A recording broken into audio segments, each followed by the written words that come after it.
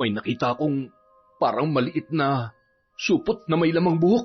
Iho, wag mo na yang galawin. Baka lumang gamit yan ng nanay mo, pampaswerte sa bahay.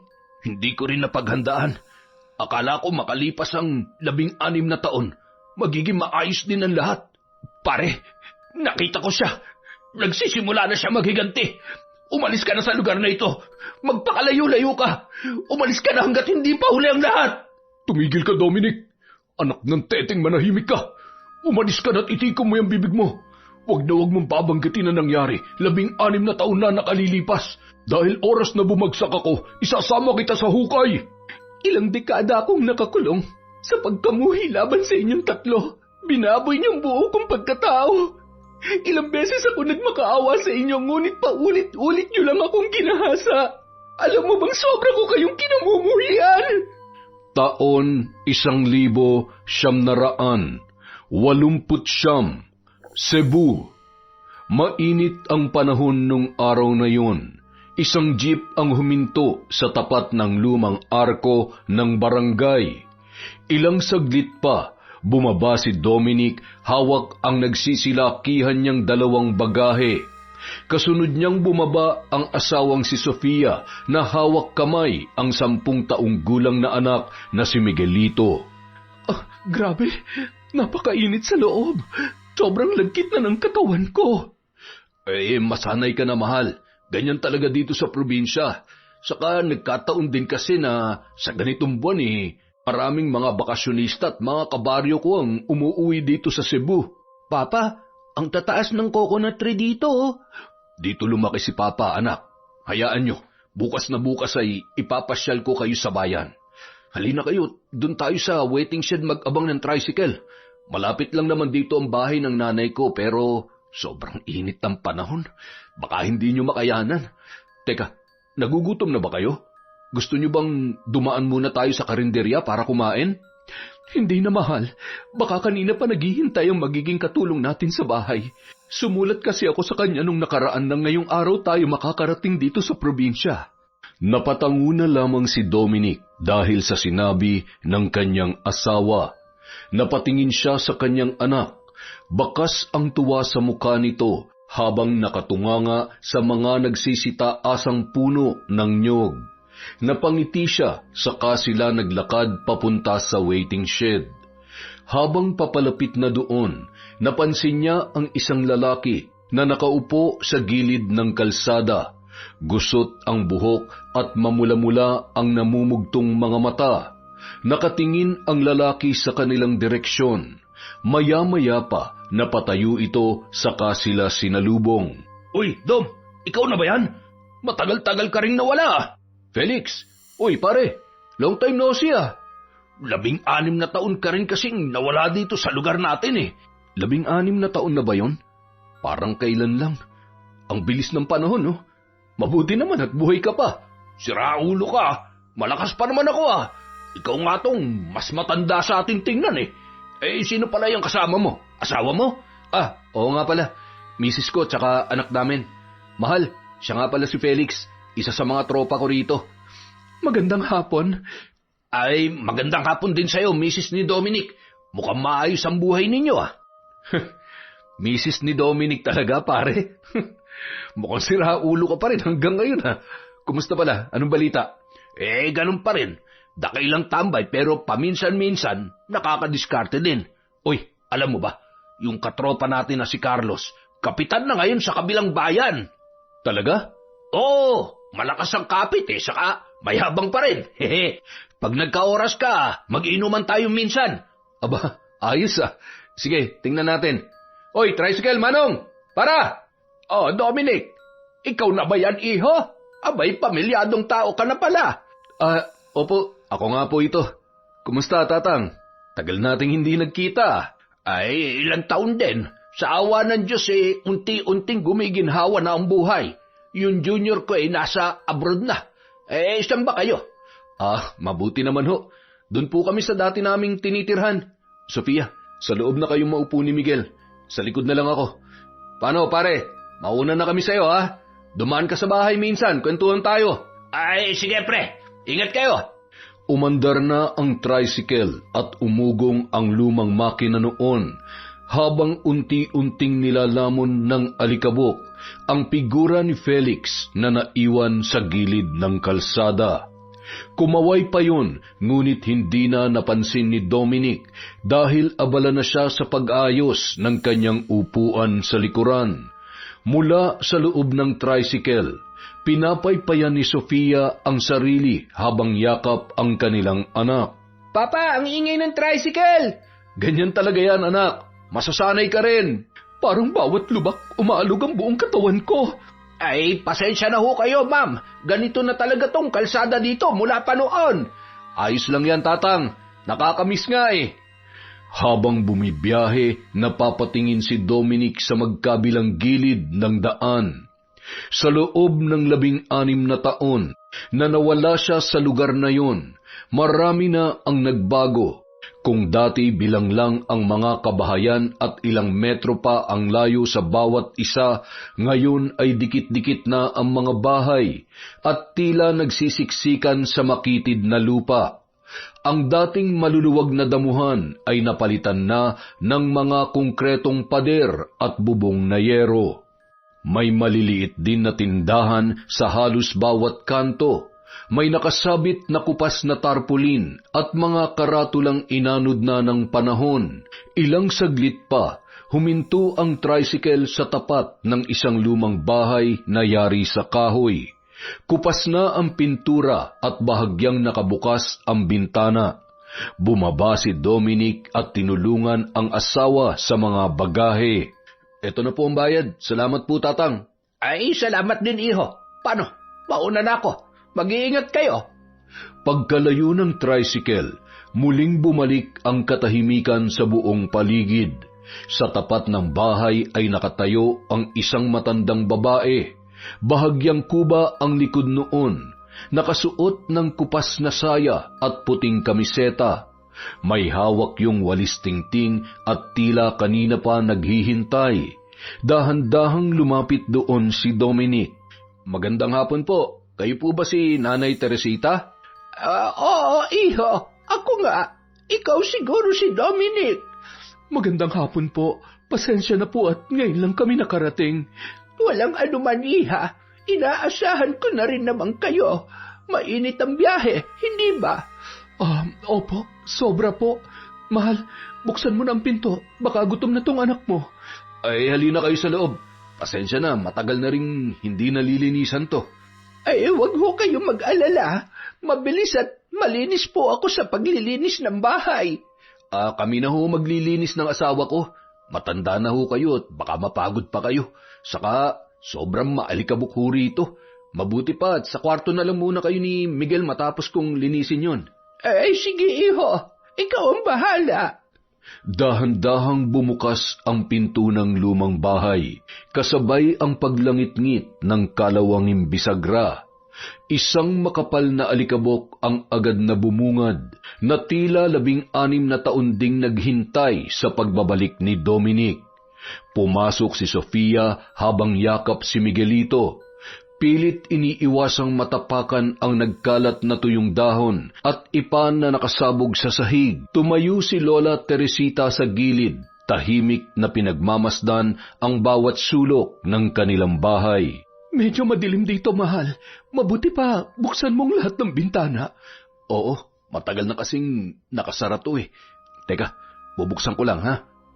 Isa-isang binuksan ni Dominic ang kanilang mga bintana. Pumasok ang liwanag ng hapon, kasabay ang mainit na hangin at alikabok na muling umangat sa ere. Napaubo ang bata at mas hinigpitan pa ang kapit sa kanyang ina. Mama, ang hirap pong huminga. Tiisin mo muna, anak. Lilinisin lang namin. Sanay na hutong bahay sa katahimikan pero tsak na babalik din ang sigla dahil nandito na kayo. Mahal, ako na lang muna mag-aalaga kay Miguel. Ikaw na maglinis, ha? Sige. Nanay Teresita, pahinga po muna kayo. Hindi ho ako sanay na walang ginagawa. Tutulungan na lamang kita sa pagwawalis, iho. Kinuha ng matanda ang walis tingting at dahan-dahang nagsimula sa may pintuan.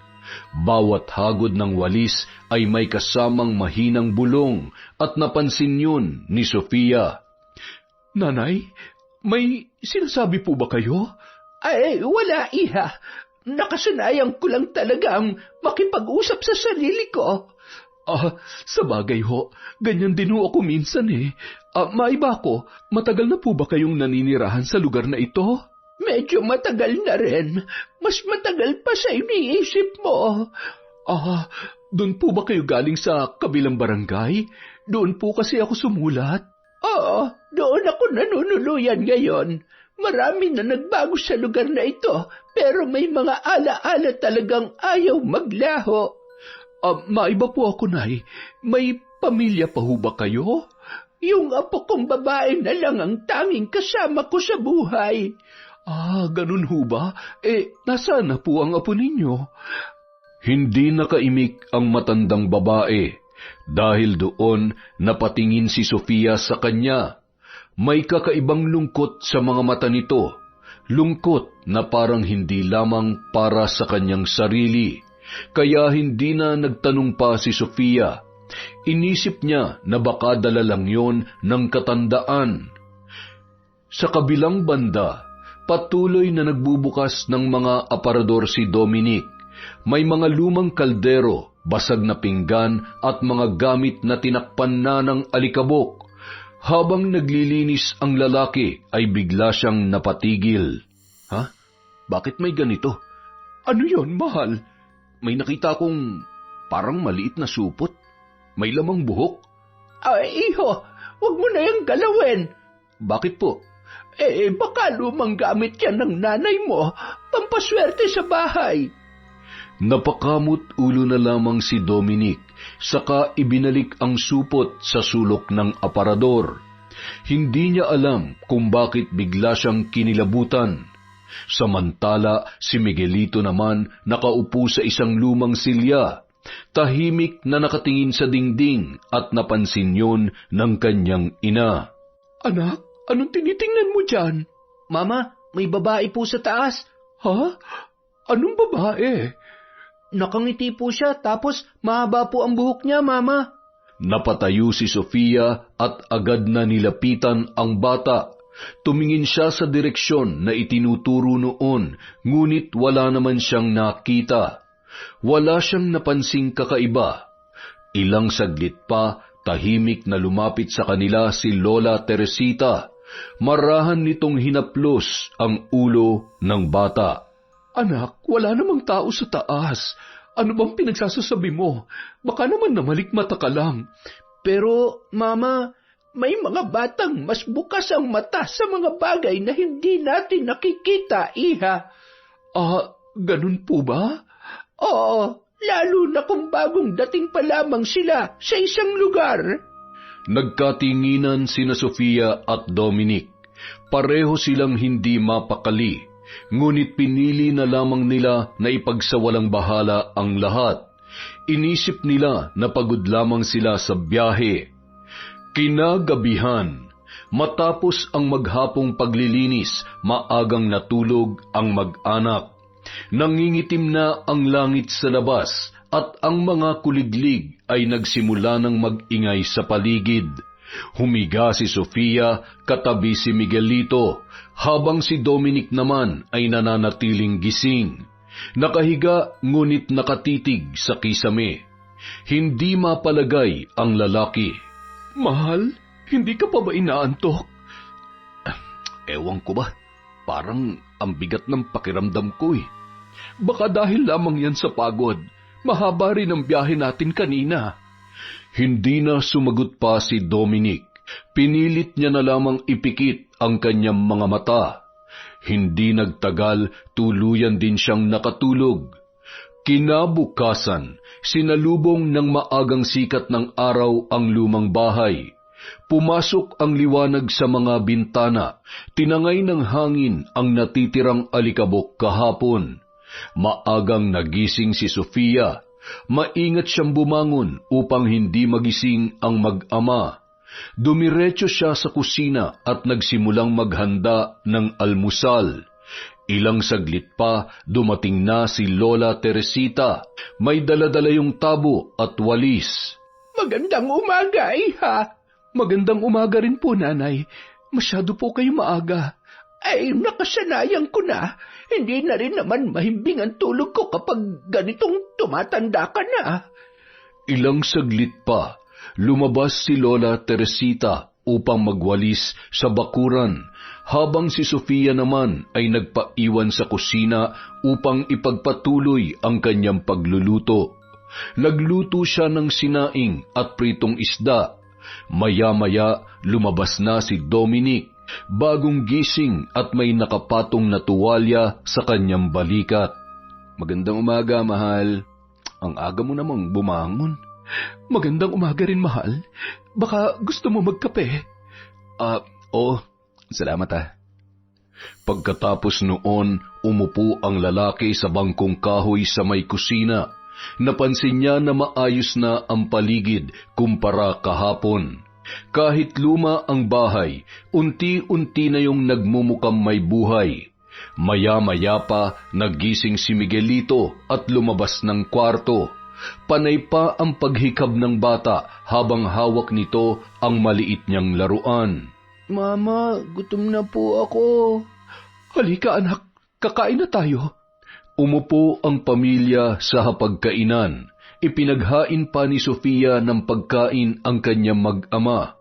Habang kumakain, napansin ni Sofia sa labas ng bintana ang mga batang naglalaro ng habul-habulan. Nasulyapan din niya ang mga kapitbahay nila na nagkukwentuhan sa labas. Pagkatapos nating kumain, lilinisin ko yung mga lumang gamit sa likod ng bahay. Sige, ako naman ay maglalaba. Nanay Teresita, wag na po kayo masyado magtrabaho, ha? Halina po kayo, samahan niyo po kami mag-almusal. Mamaya na ako, iha. Mauna na kayo. Matapos kumain, nagkanya-kanya na sila ng gawain. Kinuha ni Sofia ang palanggana at mga maruruming damit. Lumabas siya sa likuran ng bahay kung saan may maliit na batalan na yari sa semento. Doon niya isinabit ang lubid at nagsimulang magbabad ng labada. Samantala, si Dominic naman nagtungo sa sala upang ayusin ang ilang lumang gamit, mga sirang upuan, kahon na may lamang papel at mga kasangkapan na matagal na hindi nagagamit. Habang kinukusot ni Sofia ang mga damit, unti-unti niya nang nararamdaman ang init ng katanghalian. Tumutulo ang pawis sa kanyang noo, ngunit tinitiis niya lamang yun. Paminsan-minsan, napapalingon siya sa loob ng bahay upang silipin ang anak na si Miguelito na naglalaro sa sala kasama si Lola Teresita. Bandang 2:00 ng hapon, nagkataong abala sa pag-aayos ng sirang upuan si Dominic sa labas nang dumating ang kanyang kaibigan na si Felix. Uy, Dom! Felix? Ba, napadalaw ka. May pinuntahan lang ako dyan sa kabilang kanto, kaya sabi ko dadaanan na kita. Pwede ba? Oo naman. Halika, pasok ka, tuloy. Ay, eto pa rin pala yung bahay ninyo eh. Wala masyadong pinagbago ah. Ganun talaga. Ilang taon ding walang nakatira dito. Pero maayos pa rin ah. Tahimik, tsaka presko. Balak ko ngang iparenovate sa susunod na buwan eh. Ikaw, kumusta ka naman? Mukhang ganun ka pa rin ha. Ano pa ba?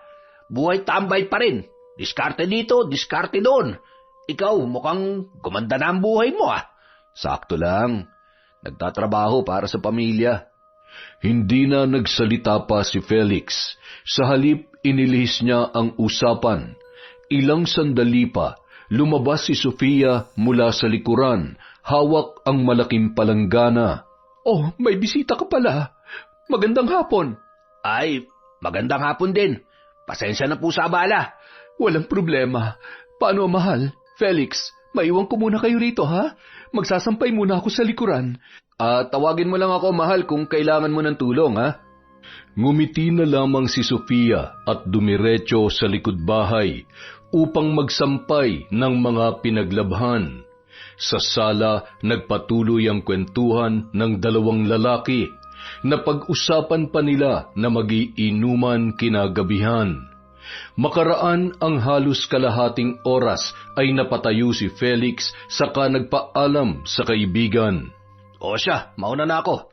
Babalik ako mamayang gabi. Meron pa kasi akong racket ngayon eh. Sige pare, mag-iingat ka ha. Ay, magdadala ako ng alak mamaya. Inuman tayo sa kakwentuhan ulit ha. Tumango na lamang si Dominic at pinagmasdan ang kanyang kaibigan habang lumalabas sa kanilang bakuran. Dahil wala silang gate, dire-diretso lamang yun lumakad papalabas. Tinahak ang makitid na daan sa gilid ng kanilang bahay. Saglit pang tinanaw ni Dominic ang likod ng kaibigan bago yun tuluyang nawala sa may papalikong kalsada. Pagkatapos noon ay bumalik na siya sa kanyang ginagawa. Samantala, nung mga sandaling yon, patuloy pa rin sa pagsasampay si Sofia.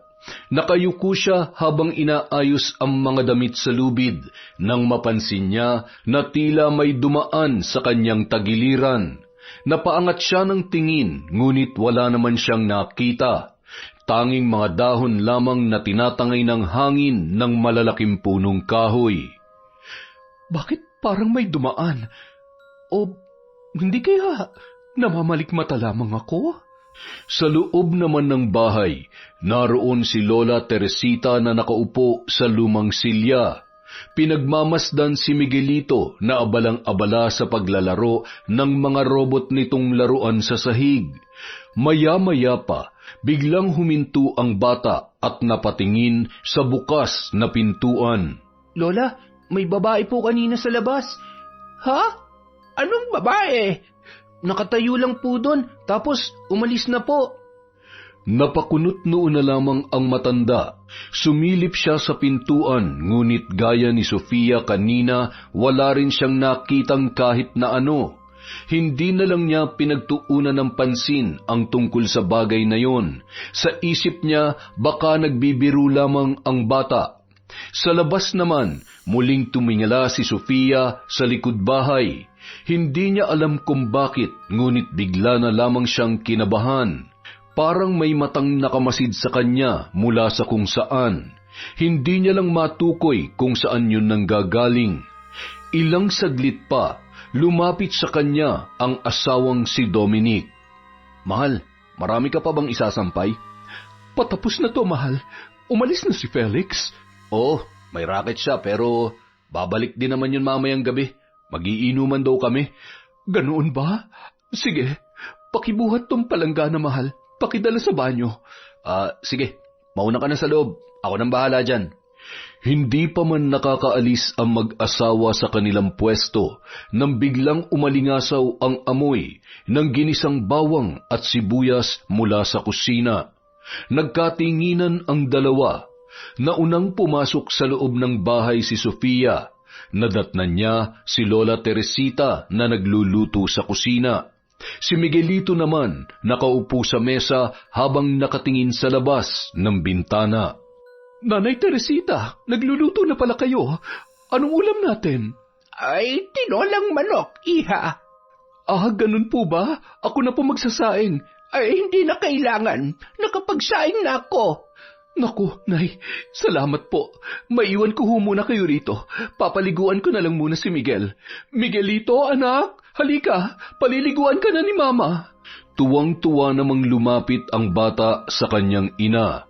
Pagkalapit, agad na payuko ang babae sa kanya hinagkan ang anak. Napahagikgik naman sa tuwa ang bata. Ang asim na ng anak ko, amoy suka na. Halika na, maligo na tayo. Sige po, Mama, pero malaki na po ako, kaya ko na po maligo mag-isa. Anong malaki ka na? Hindi, baby pa rin kita, kaya halika na, ako magpapaligo sa'yo. Kinagabihan, nasa kalagitnaan ng hapunan ang pamilya ni Dominic nang biglang may sunod-sunod na kumatok sa kanilang pintuan. Natigilan ang mag-asawa at nagkatinginan. Sino kaya yon? Ganitong oras na kumakatok pa. Ay, baka si Felix na yan, mahal. Hindi ba, sabi ko sa'yo kanina, mag-iinuman kami ngayong gabi. Ay, oo nga pala. Naalala ko na.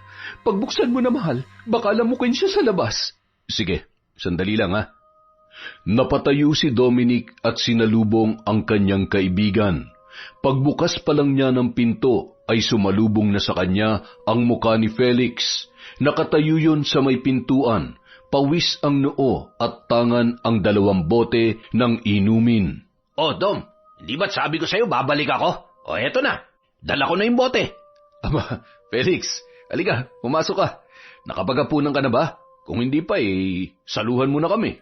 Hindi pa man nakakapagsalita si Felix, biglang may umubo sa kanyang likuran. Natigilan si Dominic, sabay na pasilip at ganun na lang ang gulat at tuwa niya nang makita ang hindi niya inaasahang bisita. Walang iba kundi si Carlos, isa rin sa mga kaibigan niya na matagal niya nang hindi nakikita. Carlos? Pare, ikaw na ba yan? Hindi kita namukha na. Ba, galante natin ngayon Dom, parang kahapon lang yung huling pagkikita natin Almost 6 years na. Kaya nga balita ko, politiko ka na raw. Totoo ba? Wala Malakas tayo, pare. Mabuti at napadalaw ka rin. Oo, nakasalubong ko kasi kanina sa daan tong si Felix, tapos sinabi niya nakauwi ka na raw. Nagyayari na, mag-inuman tayo dito sa inyo, kaya eto, nagdala ako ng imported na alak. Galing pang France to, bigay ng kaibigan ko. Pero, may ba ako pare? Halos 16 na taon na nakalipas. Tsaka itong bahay nyo mukhang inaamag na. Oo nga Balak ko sanang iparenovate sa susunod na linggo. Ganun ba? Ako nga kakabili ko lang nung nakaraang linggo ng lote dun sa kabilang baryo. Balak kong gawin malawak na palayan. Alam mo na, maasenso dapat din na lumalawak ang ari-arian, di ba? Wow, ibang-iba ka na talaga, pare. Halika, pasok muna kayo sa loob. Teka, nakapaghapunan na ba kayo? Kung hindi pa saluhan nyo na kami. Tamang-tama kasi ang dating nyo, naghahapunan kami ngayon ng pamilya ko. Salamat pare, pero busog pa ako. Nilibre ko kasi tong si Felix sa kainan bago kami pumunta dito Sige na, tapusin mo na muna yung paghahapunan ninyo ron. Bumalik ka na lang pagtapos ka na. Sige, maiwan ko muna kayo rito mga pare Saglit lang ako. Pagbalik ni Dominic sa hapagkainan, napansin niya na nakatingin sa kanya ang kanyang misis, kaya agad siyang lumapit at umupo sa tabi noon. Nandyan yung mga kaibigan ko, sina Felix at Carlos. May dalang alak. Inom lang akong konti, mahal Oo naman, huwag ka lang masyadong magpapakalaseng Ba't hindi mo sila inayang kumain? Baka hindi pa nakakapaghapunan ng mga kaibigan mo, mahal. Kumain na raw sila bago pumunta rito. Pagkatapos natin kumain, ipapakilala kita kay Carlos. Matapos maghapunan, pagbalik ni Dominic sa sala, inabutan niya sina Carlos at Felix na nagkukwentuhan, sabay yung napatingin nang siya ay bumalik. Agad na nilapag ni Dominic ang dala niyang baso sa mesa, saka umupo sa harapan ng kanyang mga kaibigan. Ilang saglit pa, sumunod si Sofia at ang anak nila na si Miguelito. Asawa ko nga pala pare, tsaka anak ko, Carlos. Mahal, siya si Carlos, yung kinukwento ko dati. Aba, sigurado ka na ba sa kanya? Pare naman, syempre oo. Maliban sa magandang misis kong to mabait din. Sobrang bait. Ay, pasensya ka na pare pero yung misis mo tinatanong ko, Sofia, hindi ba? Sigurado ka na ba dito sa kaibigan kong si Dominic? Sa ganda mong yan? Oo naman ho. Mabait at masipag na tao naman tong si Dominic Maalaga rin at mapagmahal na asawa.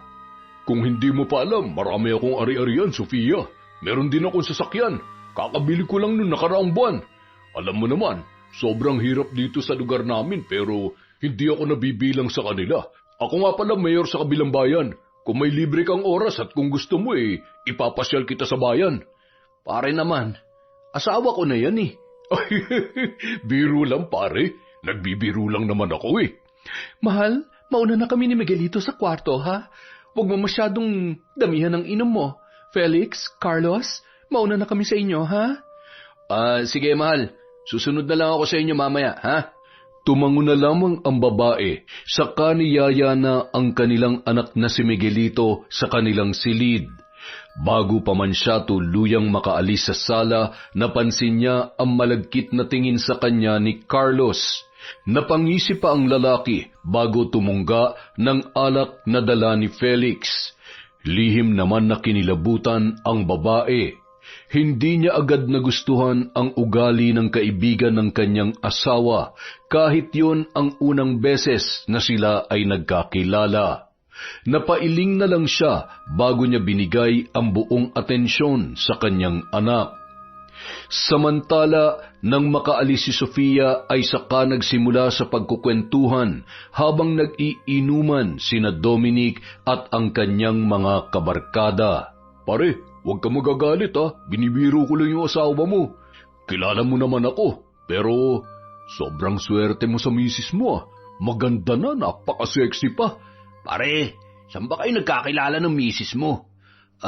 Sa Maynila ako siya nakilala, mga pare. Magkatrabaho kami sa pabrika. Maiba ako.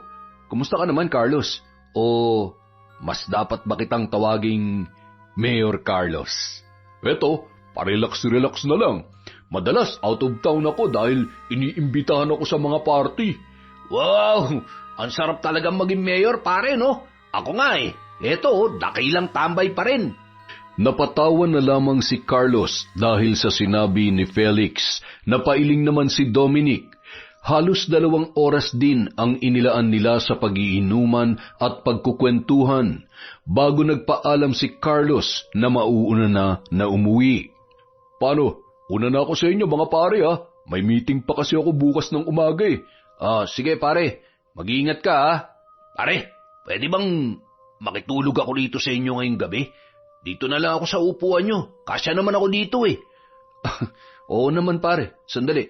Ikukuha kita ng unan at kumot. Sige pare, salamat Tumungo naman si Dominic sa kwarto nila mag-asawa. Nakasabay pa niya si Lola Teresita na pabalik din sa kwarto nito. Pagpasok niya sa loob, nadatnan niya pa ang kanyang asawa na nagbabasa ng pocketbook sa harapan ng gasera, samantalang mahimbing naman natutulog ang kanilang anak na si Miguelito. Mahal, hindi ba sinabi ko sa'yo na iwasan mo na magbasa tuwing gabi, lalo na kapag madilim? Hindi kasi ako makatulog Saka may gasera naman. Nakauwi na ba yung mga kaibigan mo? Si Carlos, nakauwi na. Mahal, si Felix nga pala. Dito sana makikitulog sa atin ngayong gabi. Doon lang siya sa sala matutulog, sa upuan. Sige mahal, walang problema. May unan at kumot na ba siya? Yun nga Meron pa ba tayong extra dyan? Eto mahal, ipahiram mo muna sa kanya. Mabuti at nakapaglaba ko kanina ng kumot. Ayan. Salamat. Ibibigay ko lang to sa kanya. Pagbalik ni Dominic sa sala ay nadatnan niya na mahimbing na ang pagkakatulog ng kanyang kaibigan. Malakas pa ang hilik ng lalaki na tila ba mahimbing na talaga ang pagkakatulog. Napailing na lamang si Dominic, sa kanya ipinatong ang kumot sa ibabaw ng tiyan ng kaibigan at inilagay niya sa mesa ang unan.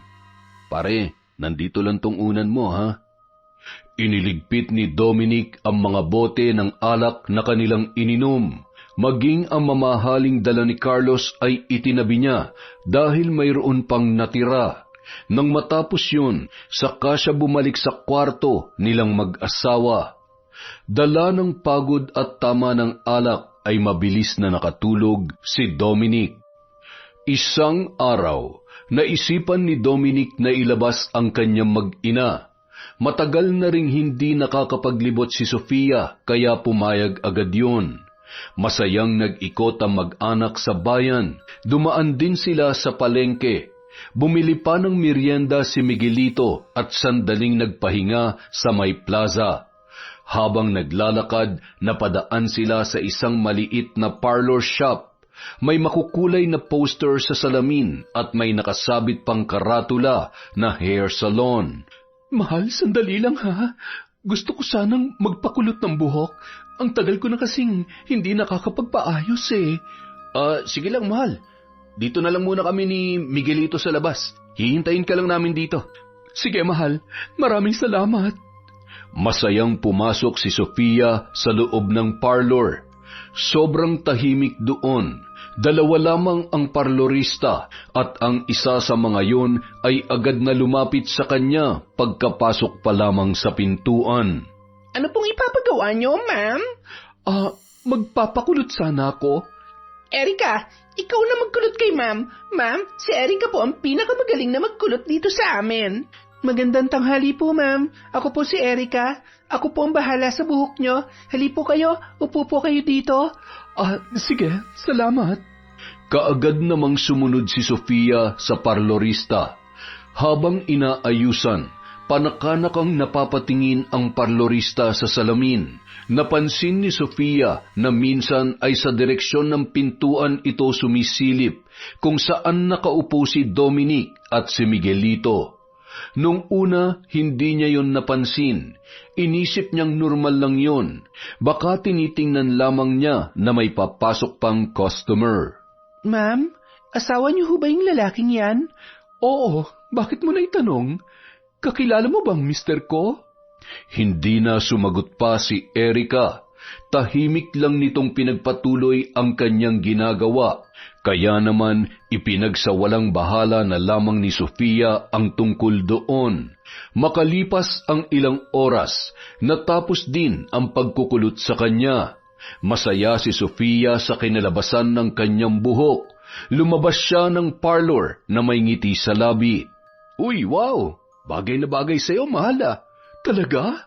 Hindi ba ako mukhang masyadong bata? Hindi eksakto sa edad mo, bagay na bagay sa'yo. Mahal, may itatanong nga pala ako. Ano yun? Yung parlorista kanina, yung nagkulot ng buhok ko, kakilala mo ba siya? Hindi pero parang pamilyar yung mukha niya sa akin. Bakit mo naman naitanong, mahal? Wala lang, napansin ko kasi kanina na parang napapatingin siya sa'yo habang inaayos niya yung buhok ko.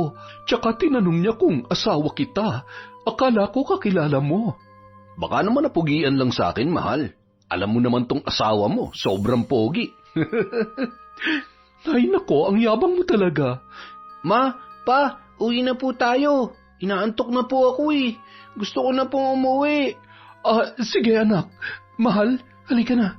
Umuwi na tayo. Kinabukasan, 4:00 pa lang ng umaga ay gising na si Dominic. Tahimik siyang bumangon mula sa kama upang hindi magising si Sofia at ang kanilang anak na si Miguelito. Dumiretso siya sa kusina, nagsaing at nag-init ng tubig para sa kape. Sobrang tahimik ng umagang yun. Tanging tunog lang ng kumukulong tubig at tiktak ng lumang orasan sa dingding ang iyong maririnig. Nagkataon din na nung araw na yon ay day off ni Lola Teresita. Magandang umaga, mahal. Ang aga mo yatang nagising. Alam mo naman, linggo ngayon, mahal. Magsisimba tayo. Saglit, gigisingin ko lang at paliliguan muna si Miguel. Sige, mahal. Eto nga pala, pinagtimpla kita ng kape. Pagkatapos nilang mag-usap, pumunta na si Dominic sa banyo para maligo. Pagkatapos noon ay muli niyang binalikan ang kanyang sinaing at saktong kaluluto lamang noon. Inilipat niya ng pwesto ang kaldero saka siya bumalik sa kwarto upang magbihis. Naabutan niya pa ang kanyang mag-ina na nag-aayos ng sarili sa loob ng kwarto. Tapos na ba kayo dyan? Pauna na kayo mag-almusal. Susunod na lang ako. May natirang isdang inihaw kagabi kaya yun na lang muna ang ulamin natin. Ngumiti si Sofia at bahagyang tumango. Pagkatapos ay dumiretso na sila ng kanilang anak sa hapagkainan. Dahan-dahan lang ang kain, ha? Mainit pa ang kanin. Tumango naman ng tahimik ang kanyang anak. Hawak ang kutsarang bakal na medyo kupas na ang kinang dahil sa katagalan. Sa labas may dumaan na tricycle. Marahang umalingaw-ngaw ang makina nito sa makitid na kalsada. Ilang saglit pa, lumabas si Dominic mula sa kwarto. Nakasuot ng puting polo na nakatiklop ang manggas. Umupo yun sa dulo ng mesa at nagsandok ng kanin. Pagkatapos ng misa, dumiretso tayo sa palengke. Maaga pa, baka may bagong katay na baboy. Oo, Saka bumili na rin tayo ng sabon panlaba. Matapos kumain, nagligpit na si Sofia ng pinggan at inilagay ang mga yon sa palangganang may sabon. Si Dominic naman kumuha ng walis tingting at nilinis ang sala. Ang anak nilang si Miguelito ay naupo sa sahig. Nilalaro ang maliit na plastic na jeep na nabili nila sa bangketa. Nang matapos si Sofia sa paghuhugas ay saka siya bumalik sa sala. Ano, aalis na ba tayo? Oo, mahal. Tayo na. Paglabas ng bahay, sinalubong sila ng maputlang liwanag ng umaga ng linggo.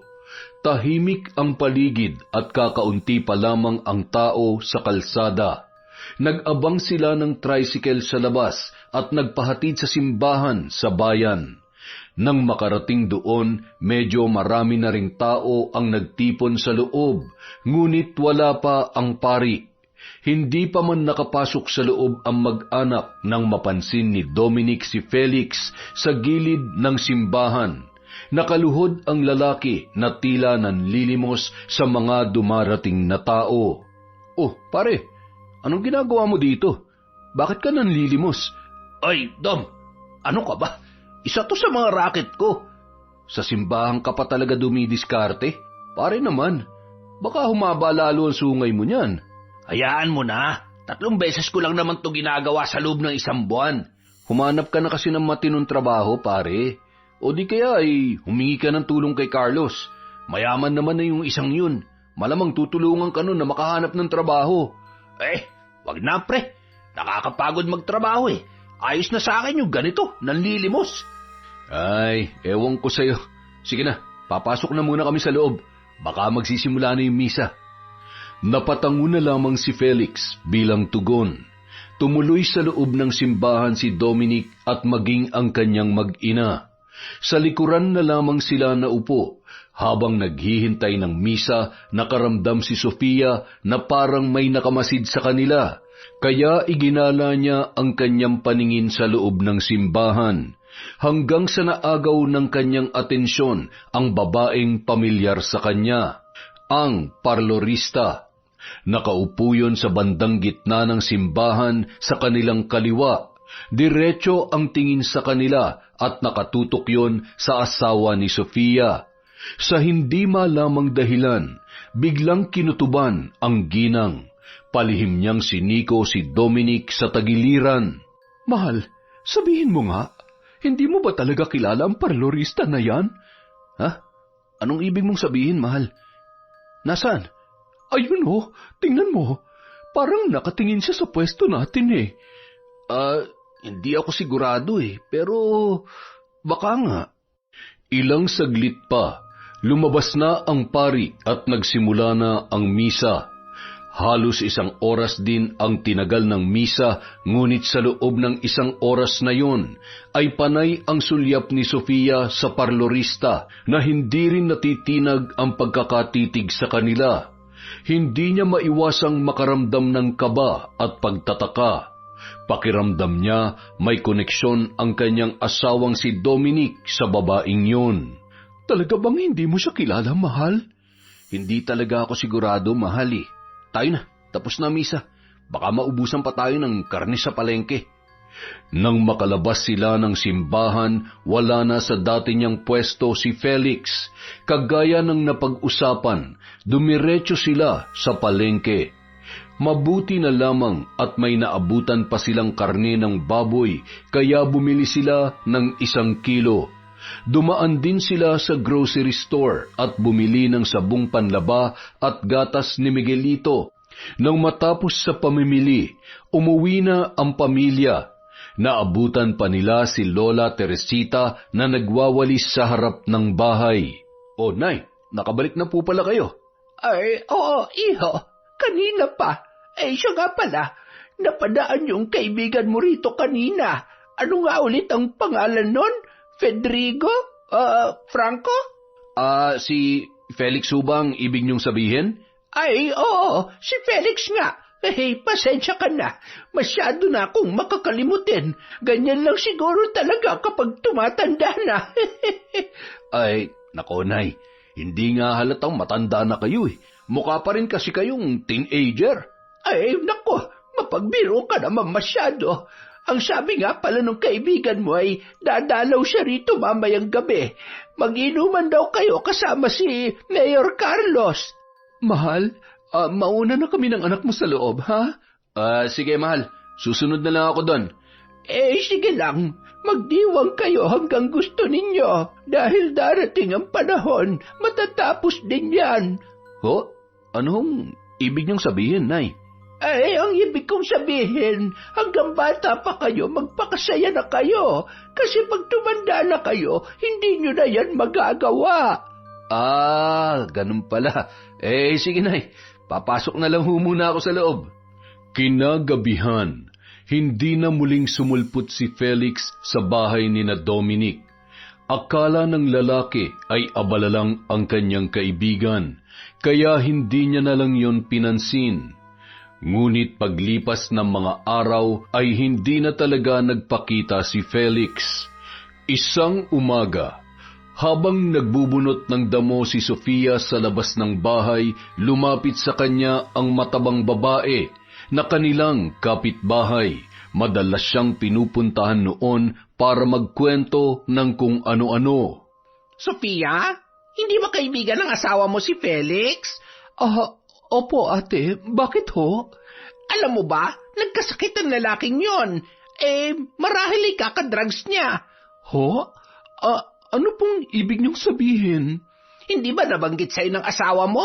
Gumagamit yun ng pinagbabawal na gamot. Yung kinikita niya sa panlilimos at pagnanakaw, yun ang pinambibisyo niya. Nako, ate, baka ho gawa-gawa niyo lamang yan, ha? Totoo ang sinasabi ko sa'yo, Sofia. Kahit magtanong ka pa sa mga taga-baryo, yun ang bisyo ng lalaking yon. Ewan ko nga ba kung bakit hindi pa nakukulong ang tambay na yun eh. May pagkamanyak din yon. Pareha sila ng kaibigan niyang si Mayor Carlos. Ha? Talaga ho? Oo, kaya nga kinakarma ng Felix na yan eh.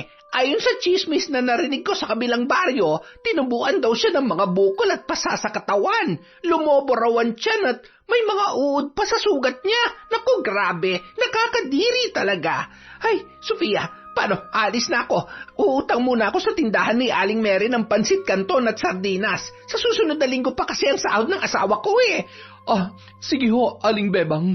Matapos umalis ni Aling Bebang, nanatiling nakatayo si Sofia sa tabi ng hardin, hawak ang malaking tinidor na gamit sa pambunot ng damo. Hindi nagtagal, lumapit sa kanya si Dominic, dala ang ilang dahon ng gulay mula sa kanilang taniman. Mahal, ayos ka lang ba? Oo, siya nga pala. Napadaan dito kanina si Aling Bebang. Yung kaibigan mong si Felix, nagkasakit daw at malubha ang karamdaman. Ang sabi ni Aling Bebang, tinubuan daw ng maraming bukol at pasa sa katawan. Nanlobo raw ang tiyan at maraming uod daw ang lumalabas sa sugat niya. Si Felix? Hindi ko alam na ganun palang kalagayan niya. Kaya pala hindi ko na siya nakikita eh. Ang akala ko pa naman ay abala lamang sa racket niya. Mahal, dadalawin ko siya mamayang hapon sa kanila ha. Gusto mong sumama? Sige, iwan na lang natin kay Nanay Teresita si Miguelito. Baka kasi mahawa ang bata. Mas mabuti na yung nag-iingat. Sige, mahal. Kinahapunan, matapos iwan si Miguelito kay Nanay Teresita, agad na nagtungo ang mag-asawa sa bahay ni Felix. Mabuti na lang at kabisado pa rin ni Dominic ang tinitirhan ng kanyang kaibigan. Pagdating nila sa maliit at halos gumuguhong bahay, sa labas pa lang ay nalanghap na agad nila ang matapang na amoy ng pagkabulok. Napahinto si Sofia, napasapo sa kanyang ilong habang si Dominic naman ay marahang kumatok sa pintuan. Felix, pare, nandiyan ka ba sa loob? Tao po! Tao po! Mahal, sigurado ka bang dito nakatira si Felix? Baka lumipat na siya ng tinitirhan. Ito ang bahay ni Felix, mahal. Nag-iisa lang yun sa buhay kaya imposibleng lumipat pa yun. Teka, nakabukas pala ang pinto eh. Halika, pumasok tayo sa loob. Ang baho, ang dilim. Teka, mag-iingat ka, mahal. Baka may maapakan kang kung ano. Nangapa na lamang sa dilim ang mag-asawa nang makapasok na sila sa loob ng bahay. Agad namang binuksan ni Dominic ang mga bintana, ngunit nang mabuksan ang panghuling bintana ay hindi na nakayanan ang kalumaan nito, kaya natanggal na at nahulog sa sahig ang naturang bintana. Napasigaw pa si Sofia dahil sa pagkabigla, ngunit agad din siyang napatakip ng bibig. Lupa lang ang sahig ng bahay kaya hindi maingay sa tuwing humahakbang sila. Naku, nasira. Ayos ka lang, mahal? Oo. Pasensya na. Teka, narinig mo ba yon? Ang alin, mahal?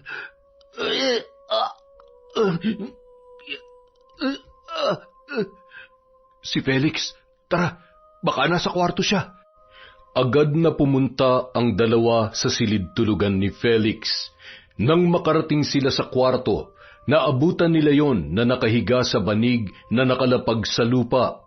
Nagulat ang dalawa nang makita ang sitwasyon ng lalaki. Sa maikling panahon, mas lalong pumayat si Felix. Tipong halos lumabas na ang mga buto nito sa katawan. Napansin din nila na namamaga at lumolobo ang tiyan nito na parang buntis. Sa magkabilang braso at binti ni Felix ay may mga bukol na kulay ube at itim, at sa ilang sugat, gumagapang ang maliliit na uod. Marahang iminulat ng lalaki ang kanyang mga mata, namumutla na ang kanyang mga labi. Lumapit si Dominic at pilit na pinatatag ang sarili kahit nanginginig ang mga kamay. Diyos ko, Felix, anong nangyari sa iyo? Dominic, Buti napadalaw kayo. pre, ano ba nangyari? Bakit hindi ka nagsabi na may sakit ka pala? Hindi ko rin napaghandaan eh. Akala ko makalipas ang 16 na taon, magiging ayos ng lahat. Pero pare, nakita ko siya. Nagsisimula na siya magiganti. Umalis ka na sa lugar na ito. Magpakalayo-layo ka. Umalis ka na hanggat hindi pa huli ang lahat. Anong ibig niyang sabihin? Bago pa makasagot si Dominic, biglang napahiyaw si Felix dala ng sobrang sakit. Napahawak siya sa tiyan habang ang kanyang katawan ay nangingisay. Agad na lumapit si Sofia sa dalawa, ngunit napahinto rin siya dahil lalong sumangsang ang mabahong amoy na nagmumula sa katawan ni Felix. Huwag kang susuko, pare. Dadalhin ka namin sa ospital. Huli na ang lahat, pre. Wala nang lunas tong sakit ko. Mamamatay na ako. Huwag mong sabihin yan. Mahal, bilis. Humingi ka ng tulong sa labas. Agad naman na napatakbo si Sofia. Makaraan ang ilang sandali ay bumalik yun kasama ang 3 kalalakihan. Pinagtulungan nilang dalhin si Felix sa ospital, ngunit habang bumibiyahe sila papunta roon sakay ng lumang tricycle, hindi na nakayanan ng lalaki. Kusa nang sumuko ang katawan nito at tuluyan ng binawian ng buhay. Felix, anong ibig mong sabihin? Sino naghihiganti at bakit? Mahal, may sinasabi ka ba? Ayos ka lang? Wala. Hindi ko lang inaasahan to. Sobrang bilis kasi ng pangyayari. Natahimik na lamang ang babae. Ramdam niya ang pagluluksa ng asawa dahil sa biglaang pagkamatay ng malapit nitong kaibigan. Nang dahil sa walang kamag-anak si Felix, sapilitang kinuha ni Dominic ang bangkay noon. Hindi na rin niya pinatagal pa ang lamay. Makalipas ang 2 araw, agad niyang pinalibing ang kanyang kaibigan. Ngunit ang nakapagtataka, matapos ilagay sa hukay ang katawan ng bangkay ay mas lalong dumami ang uod at may mga naglalakihang insekto na gumagapang sa kabaong ni Felix. Maraming tao ang nagulat at marami ang nagtaka. Hindi kaya kinulam itong si Felix kaya biglang namatay? Malakas din ang kutob ko na may kumulam sa kanya. Tingnan niyo mga insekto. Yan ang mga insekto kapag kinukulam ang isang tao. Ano pong sabi niyo? Maaaring kinulam si Felix? Oo, iha. Kinulam Lamang kaibigan mo, sa tingin ko rin ay masyadong malakas ang taong kumulam sa kanya at maaaring nasa paligid lamang yon. Nasa paligid lang? Sino kaya yon? Bakit niya nagawa to? Anong kasalanan ni Felix? At ano yung sinasabi niyang 16 na taon na nakalipas? Ha? Hindi kaya tungkol dun sa... Teka, imposible. Hindi maaaring tungkol sa bagay na yun. Matagal na nangyari yun. Parang binuhusan ng malamig na tubig si Dominic nang biglang bumalik sa kanyang alaala ang nangyari 16 na taon na ang nakalipas. Nasa ganoon siyang tagpo nang lumapit sa kanya si Sofia. Mahal, ayos ka lang ba? Bakit tila namumutla ka? Mahal, ipangako mo sa akin. Ano man ang mangyari, hindi mo ako iiwan. Hindi ko kayang mawala ka sa buhay ko. Ha? Ano bang ibig mong sabihin? Natatakot ako kasi baka... Ano? Sabihin mo, ano bang kinakatakot mo, Dominic? May nagawa ka bang kasalanan na hindi mo sinasabi sa akin? Wala. Halos hindi pa rin kasi ako makapaniwala sa sinapit ni Felix eh. Magpakatatag ka, mahal. Huwag ka mag-alala. Ano man ang mangyari, hindi kita iiwan. Hindi ko kayo iiwan ni Miguelito. Teka, maiba ko. Bakit hindi napadalaw ang kaibigan mong si Carlos kahit sa burol man lamang ni Felix? Hindi ko rin alam. Wala akong balita tungkol sa kanya.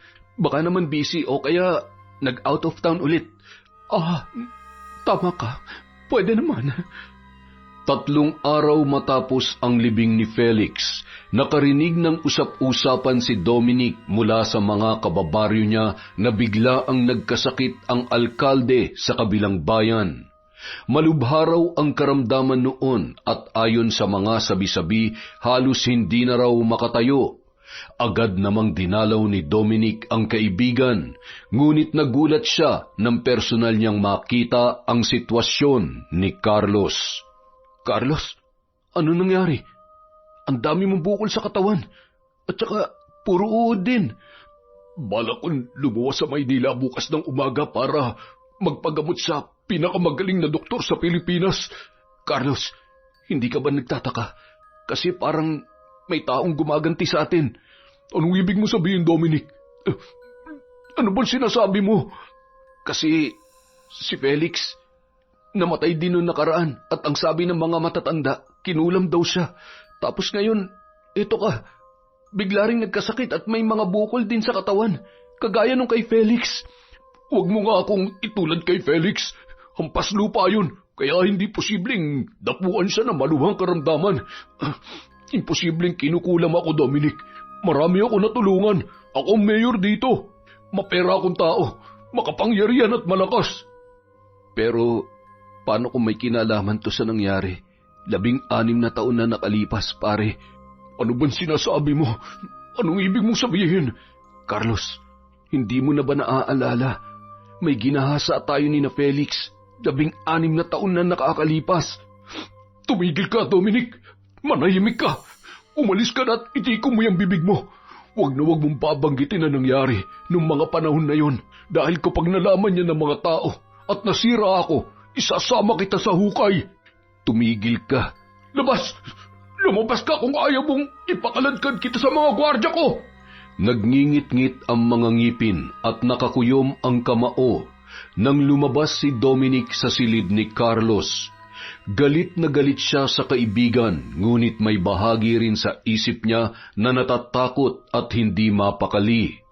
Hindi niya maiwasang isipin ang ginawa nilang karahasan. 16 na taon na ang nakalipas. Hanggang sa siya ay makauwi, hindi pa rin niya maiwasan na isipin ang nakaraan. Pagbabalik tanaw nung mga panahon na yon, nagiinuman ang magkakaibigan sa kubo ni Mang Nestor. Nasa ganoon silang tagpo nang may mapadaang babae sa kanilang harapan. Maganda yun, sexy at maputi. Napasipol pa si Carlos nang matunghayan ang babae, kaya sinigawan siya noon at agad na nagtawanan sina Felix at Dominic. Sa sobrang inis at pagkahiya ay nilapitan ni Carlos ang babae at hinawakan ng mahigpit sa kanyang braso. Agad namang sumunod sa kanya sina Dominic at Felix. Is, nag-iisa ka lang ngayong gabi. Hindi ka ba natatakot? Gusto mo bang samahan ka namin buong magdamag?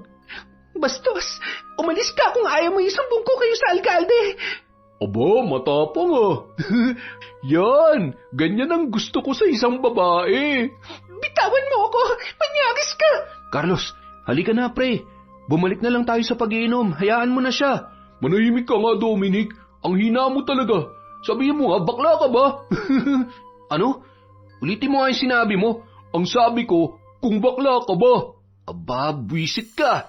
Hoy, ano ba kayong dalawa? Tigilan niyo na nga yan. Mag-away kayo kung gusto nyo, pero bitawan nyo ako. Isusumbong ko kayo sa barangay. Aray ko. Manahimik kang babae ka, ha? Napangisi si Carlos at marahas na hinalikan ang dalaga. Naggulat sina Dominic at Felix dahil sa ginawang yon ng kanilang kaibigan. Akmang lalapit na sana sila nang bigla silang tinitigan ng masama ni Carlos. Napaiyak at napasigaw ang babae, ngunit napatawa lang si Carlos sa kamarahas niyang itinulak yon. Nang bumagsak sa damuhan ay mabilis na pumaibabaw si Carlos sa dalaga. Isa-isa niyang tinanggal ang saplot ng kawawang babae. Nanginginig naman si Dominic habang nakatingin sa ginagawa ng kaibigan. Napansin niya na sinusubukan ng babae na manlaban, ngunit bugbog ang inabot nito kay Carlos. Akmang lalapit na sana si Dominic nang mabilis siyang hinawakan sa balikat ni Felix, sa kamarahang umiling ang lalaki. Walang nagawa si Dominic kundi ang manahimik. Baboy ka! Napakababoy mo! Tulong! Tulungan niyo ako! Huwag ka na magpakayipot. Alam mo, sigurado magugustuhan mo rin naman to eh. Masarap to. Dadalhin kita sa langit. Pare, bilisan mo. Akong susunod. Dominic, panghuli ka na pre ha. Pasensya ka na. Hindi ko na talaga kaya magtisi. Sunod-sunod na napalunok si Dominic habang nakatitig sa ginagawang panggagahasa ni Carlos. Hindi siya natutuwa, ngunit may bahagi rin sa kanya na tinamaan ng kuryosidad, hanggang sa namalayan na lamang niya na nung gabing yun, kagaya ni na Felix at Carlos, ginahasa rin niya ang walang kalaban-laban na babae. Samantala, Hoy, Dominic, kanina ka pa tulala dyan ah. Ayos ka lang ba? Ha? Oo. Bakit? Bahagyang napapitlag si Dominic nang hawakan siya sa braso ng kanyang asawa. Hindi niya namalayan na tulala na pala siya kakaisip sa ginawa nila 16 na taon na ang nakalipas. Naramdaman ni Dominic ang kamay ng kanyang asawa sa kanyang noo na tila sinusuri kung nilalagnat ba siya o hindi. Wala ka namang lagnat. Ay mahal, mabuti pa magpahinga ka na sa kwarto. Ilang araw ka na kasing tulala. Ano bang nangyayari sa iyo, iho? Meron ka bang karamdaman? Wala ho, Nay. Baka pagod lang po siguro to. Matutulog na ho muna ako. Kinagabihan, bigla na lamang nagkasakit ang lalaki. Inaapoy siya ng lagnat at nanginginig ang katawan. Alalang-alala si Sofia sa kalagayan ng kanyang asawa. Nang makita ni Lola Teresita ang sitwasyon ng kanyang among lalaki, agad niya yung sinuri. Iha, noong kabataan ko ay dati akong albularyo, kaya hindi ako maaaring magkamali. Huwag ka sanang mabibigla, pero may taong kumukulam sa asawa mo. Ha? Kulam? Diyos ko po, sino naman nagagawa nun sa asawa ko? Hindi kaya merong nakaaway si Dominic? Nay, wala ho ako nakaaway. Sigurado ka ba? Wala ka bang nagawang kasalanan? Wala ho. Sige, gagamutin muna kita. Huwag ka mag-alala. Maraming sakit na akong nalunasan kagaya ng kaso mo. kaya akong bahala sa'yo.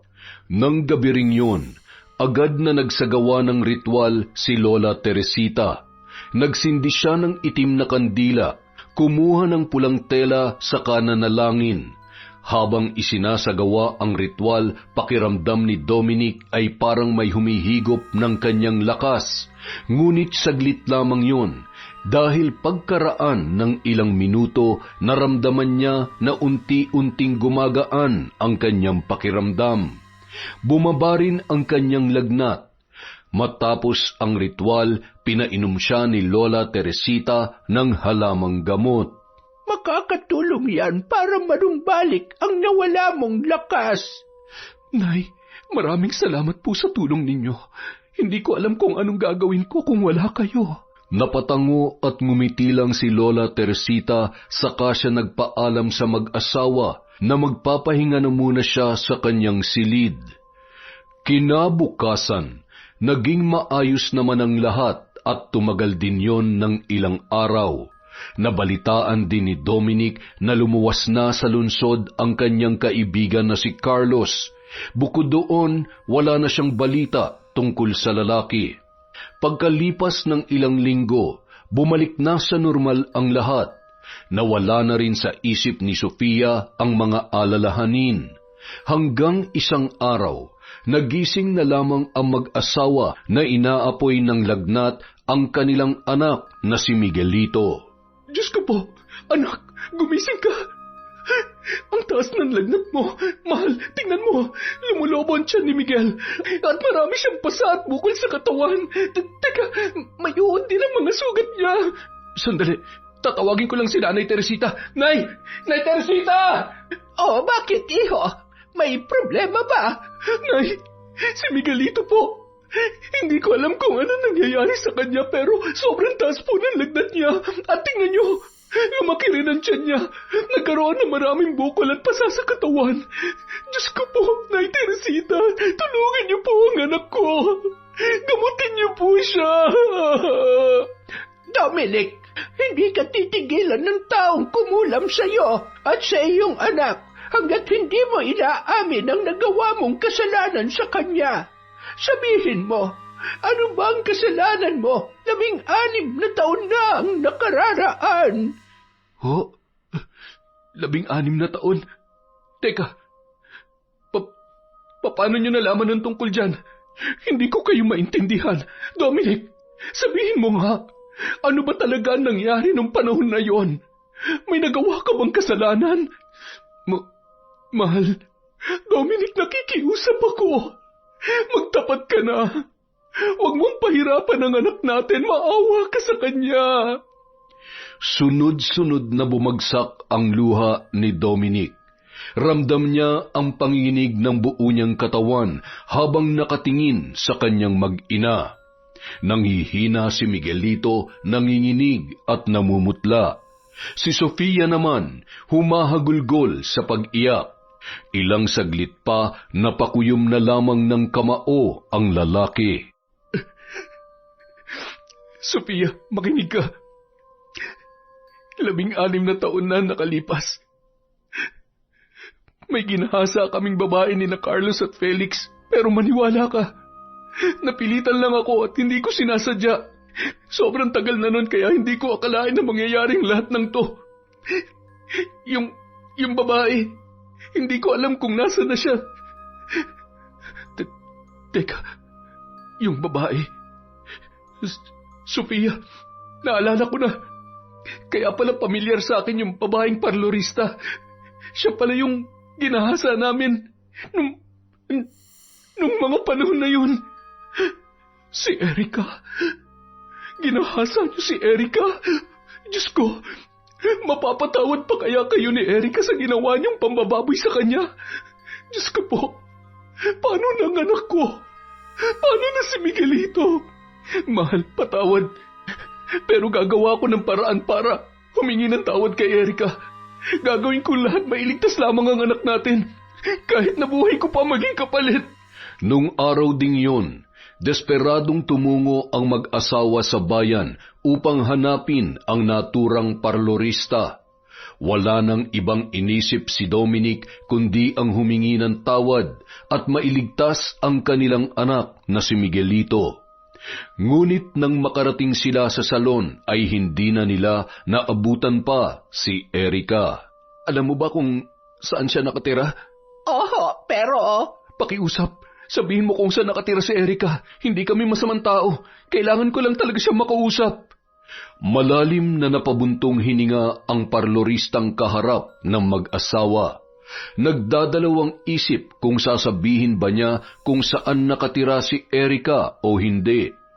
Ngunit sa huli, wala na siyang nagawa. Mas nanaig ang awa sa kanya at sinabi ang address ng kanyang kaibigan. Matapos makuha ang impormasyong yon, ay lubos na nagpasalamat ang mag-asawa sa kanila pinuntahan ng lugar kung saan nakatira si Erica. Kamag-anak ho ba kayo ni Erica?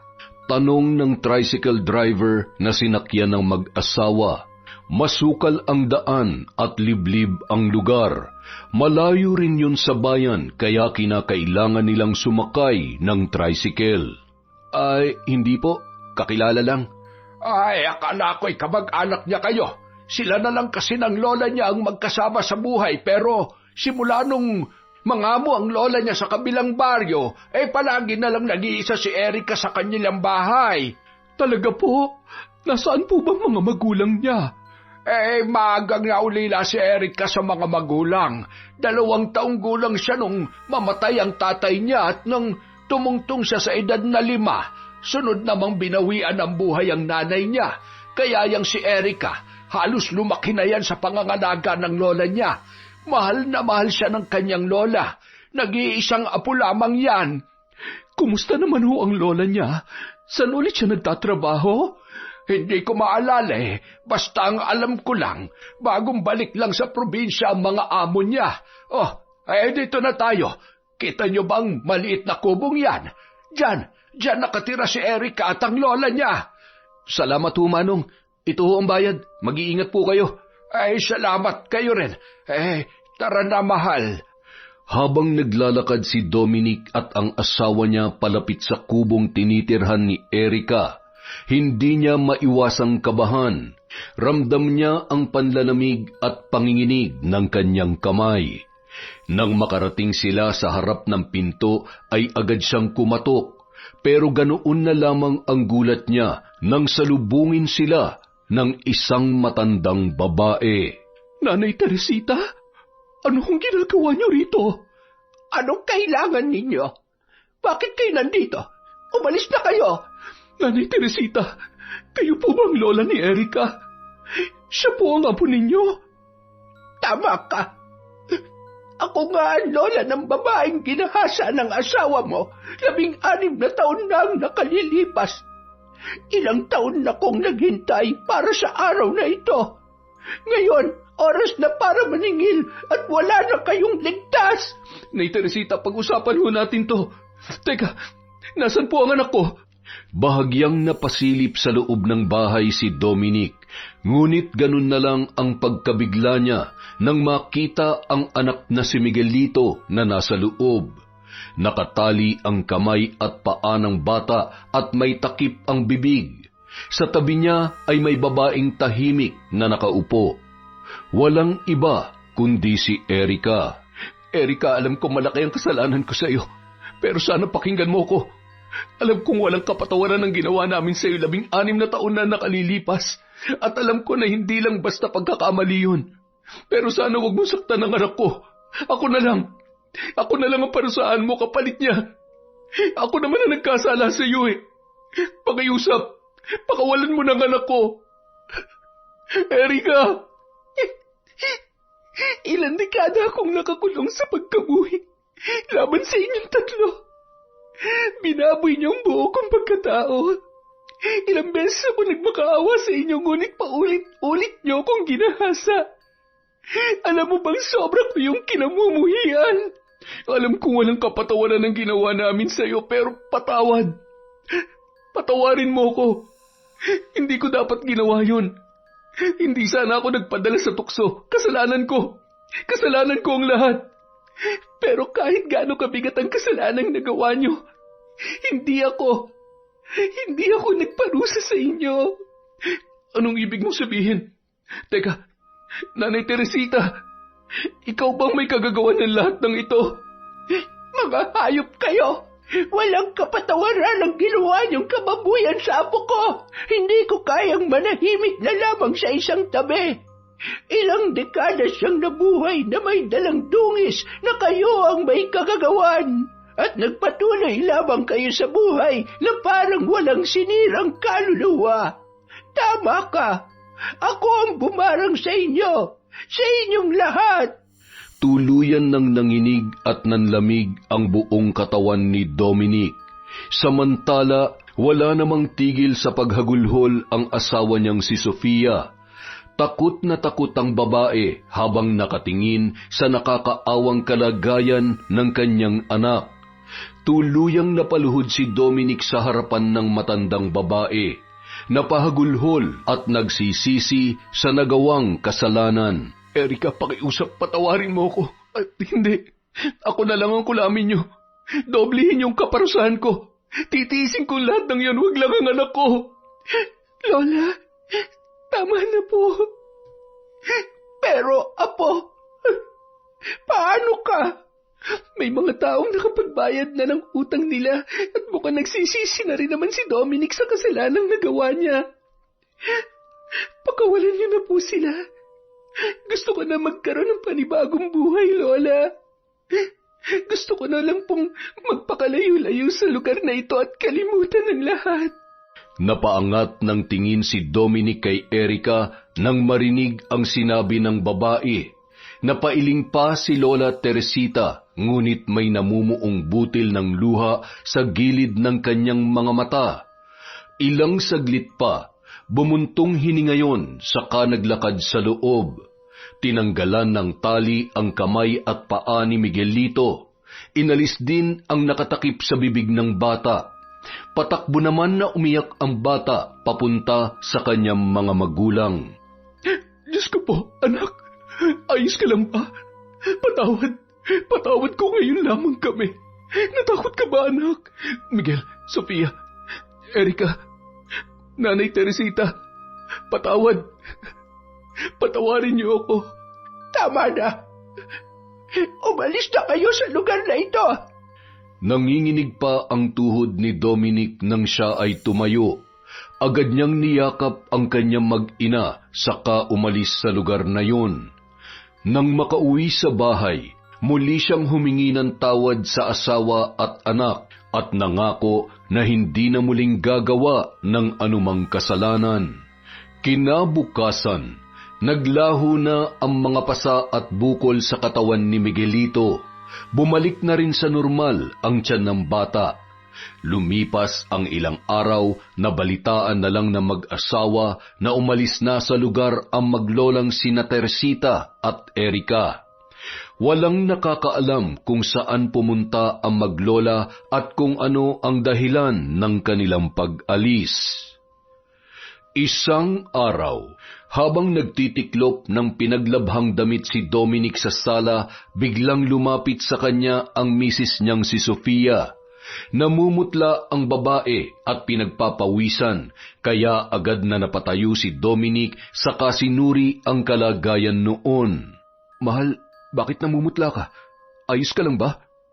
Mahal, may ipagtatapat ako sa iyo. Ha? Ano yun?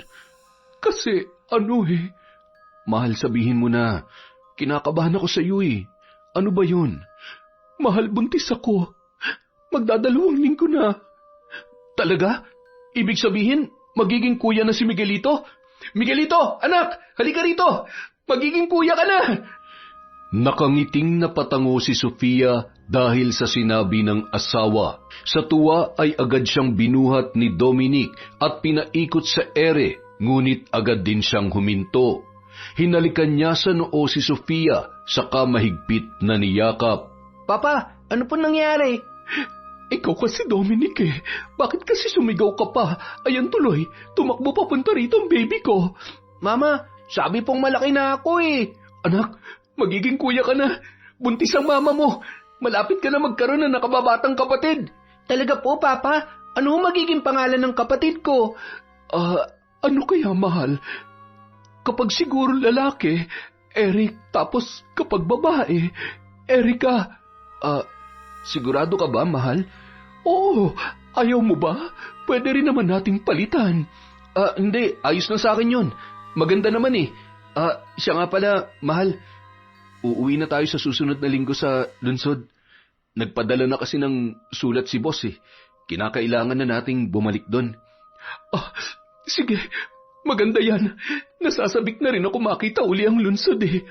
Ako rin po, Papa. Gusto ko pong makalaro ulit yung mga kaibigan ko sa Maynila. Dala ng samot-saring emosyon, napaluha na lamang si Dominic, pero agad ding napangiti nang maramdaman ang init ng kanyang pamilya sa kanyang paligid. Hinalikan niya sa noo ang kanyang mag-ina, saka mahigpit na niyakap ang mga yun. Sa pagbabalik nila sa Maynila, ipinangako niya na patuloy niyang aalagaan at mamahalin ang kanyang pamilya. Alam ni Dominic sa kanyang puso, kahit anuman ang dumating sa hinaharap, kakayanin nila basta sila ay magkakasama. Ang kanilang pamilya, ngayon at sa hinaharap, ay panatag sa pagmamahal at pagkakaisa. Yon! Napakaganda naman ng kwento, ang daming twists at pananakot. Dahil dyan, meron na naman po tayong shout out. Hi po kay Manisan Mamot Mapadtaya, kay Vivian Angkay from Consolacion, Cebu.